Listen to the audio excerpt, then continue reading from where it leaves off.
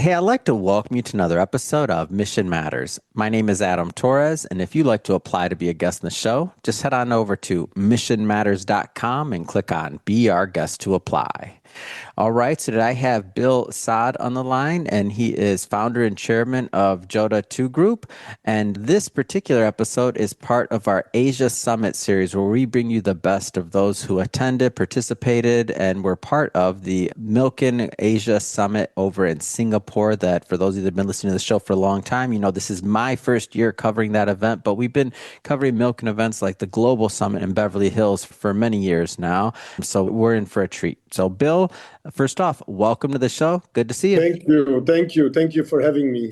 All right, Bill. So we met at the Asia Summit over in Singapore. It was my first time attending. I guess let's just start there. Have you been to a Milken event before, or like how'd you get introduced to No, the conference? we heard a lot about Milken. My team is a lot Milken, and this time they were pushing me to go. And I went mostly for the philanthropy. And I love what Milken Institute did. I really think they're bringing so many different diversity of people, diversity of subjects, and many people goes for business. I was going more on the philanthropy because we own a foundation to help women called Tara for Women. And I wanted to see what other beautiful families are doing across the world. And since Tara for Women is only in Spain right now and Latin America helping, we're starting Tara for Women in the States. So I was very interested to understand what other families are doing across the world. That's amazing. Finally getting there, boots on the ground, you're at the conference. I'm sure you've been to many based on your background, many different types of conferences and events. What do you feel made the Asia Summit so special for you? First of all, the selection of people were incredible. It's the first time we went to different type of, from Davos to other conferences across the world. But what they did a selection, beautiful selection of different diversities. For me, I'm the first generation in the family office, and I'm leaving legacy for my kids. So I was very interested to see other family office that are the third, fourth generation, what they think, how they're doing. You know, you copy paste, you check things, you see things. And plus, it's interesting because lots of panels were very, very interesting. Yeah, I have to agree. And one of the things I like doing too is obviously I'm in the media business, but I like exploring and jumping around to panels to things that maybe I wouldn't normally see, because the fun part about Milken to me, especially the global conference in Beverly Hills, but the Asia Summit did not disappoint at all. It was amazing. The fun part to me is that, you know, everything's vetted. If you see somebody on stage, if you see them talking about a particular topic, like you're not going to get some random person. It's going to be like the right content. It's going to be new stuff. It's going to be like what's happening now and what you need to know.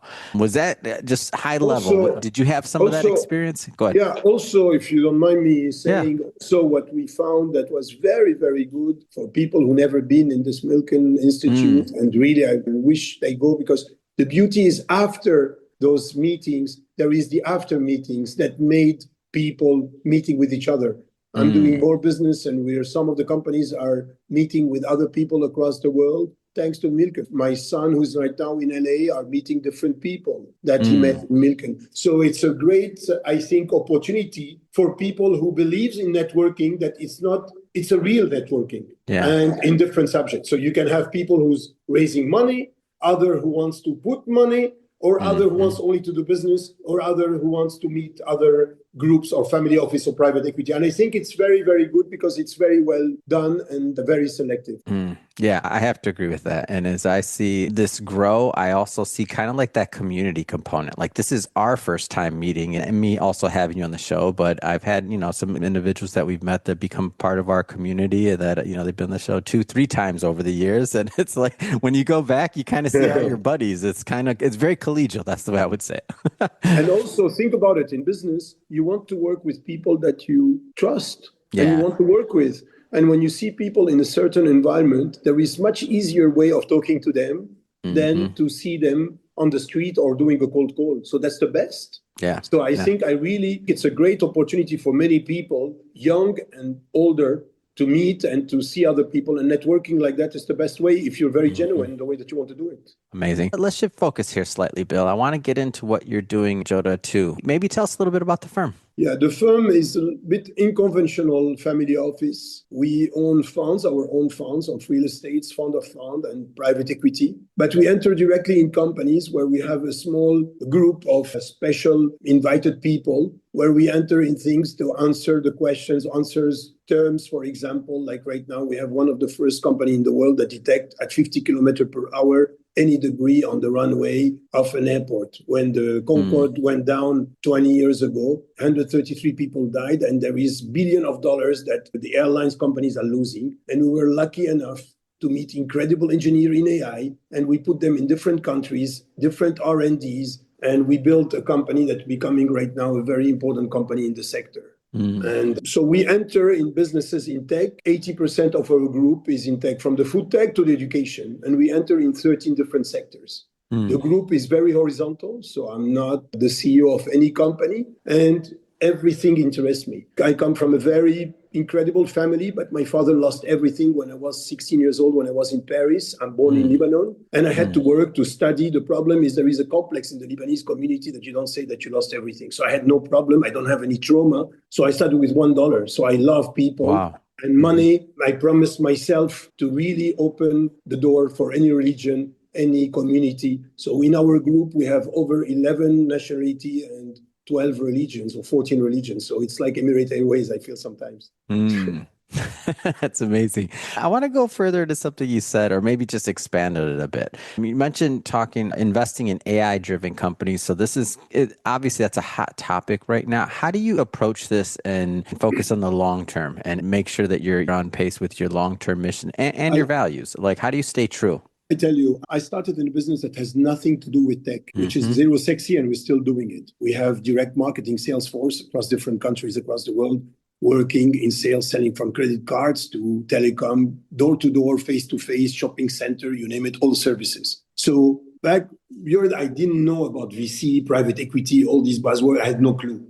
I only was looking at people. And so people are very important for me and still very important. So I didn't understand any technology company, but I didn't know what to do with the money. And so I was investing on people, giving them percentage, cash, salary, and helping them, hoping that they're not going to play me the books. And God helped me a lot to build something beautiful with different people. So we have so many talented people. So what I'm looking for is people that want to build something real, honest people, and really honest people. So it's not like they play the book and then they are somebody else after. Because at the end, I always do in my speeches, I say, you come with nothing and you go with nothing. So many people forget that. And sometimes even they are very, very rich and they forget they're very poor because they're so afraid of taking a risk or investing in something. And I'm a builder. I'm an entrepreneur. So I like putting things together.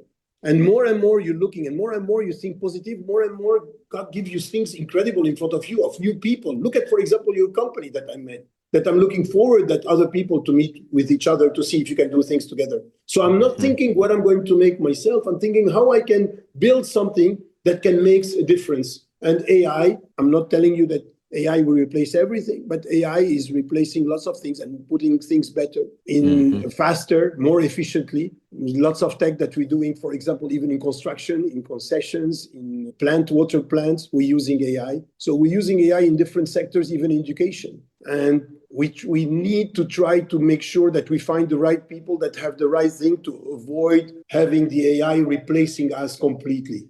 And this is what I'm working a lot on, to try to find the right people. And one thing that our group, and I finish with that makes a little bit different than other funds. If I find a company in Oman and I found a company in South Africa, both of them are in blockchain or in technology they're doing for the vision for forest fire. So I'll put them together, even if it takes me 7 months. I enter in both companies and try to put them together, to work together to make a bigger impact.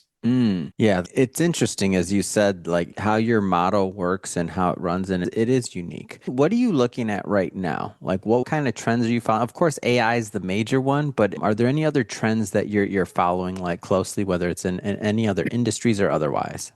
Yeah, we work, for example, in Ukraine, we have a group of people that working a lot in blockchain. And for example, we're using even in Tara for Women in Foundation, we're trying to have a transparency total of everything that we do. So we try to use the blockchain to help also what we're doing. And what we're trying to do uniquely is to see, even if there are some sectors, food tech, that has nothing to do in AI. We try to see another company in the group that can help them with something and build a better system or a better procedures or better logistics. And since we operate in 24 countries, we're starting more growing. So we try to move them faster than other companies together. So that's why we're not only in AI in this business. So we are also in sectors that are very traditional. So we are in telemarketing, but we try, even in telemarketing, we include the AI, not to try to replace or complete the telemarketer, but to have an AI part starting building it and changing slowly, because some companies are not ready. We bought a company in Spain that they've been 48 years. They are legends in Spain. They have 1,000 employees. How are you going to take out this 1,000 employees and replace them with machines? So we try to fix changing things, inventing a new division, reinventing the stuff, slowly changing that to avoid losing the value of this company and to avoid being the shark arriving and changing everything because we know it. Because sometimes you know nothing, even if you build it. You come from the States, you don't know what's happening in Spain. You go to Spain, you don't know what's happening in China. So you need to understand the culture and the people, and people will understand that you're not here to kill them completely. Yeah. It's great. Bill, this has been a lot of fun, man. I'm glad that I could finally get you on the show and get a little bit more into what you're doing over at Jota2 Group. That being said, if somebody's listening or watching this and they want to follow up, they want to learn more, they want to connect with your team, how do they do that? They can look at LinkedIn or they can look at the Jota2group.com, anything. We have a very young team that are working across the globe and running and seeing different things. So we'll be very happy to listen to people. Amazing. And for everybody listening, just so you know, we'll definitely put some links in the show notes so you can just click on the links and head right on over. And speaking of the audience, if this is your first time with Mission Matters and you haven't done it yet, hit that subscribe or follow button. This is a daily show. Each and every day we're bringing you new content, new ideas, and hopefully new inspiration to help you along the way in your journey as well. So again, hit that subscribe or follow button. And Bill, man, appreciate you. Thanks again for coming on. Thank you so much for thinking of me.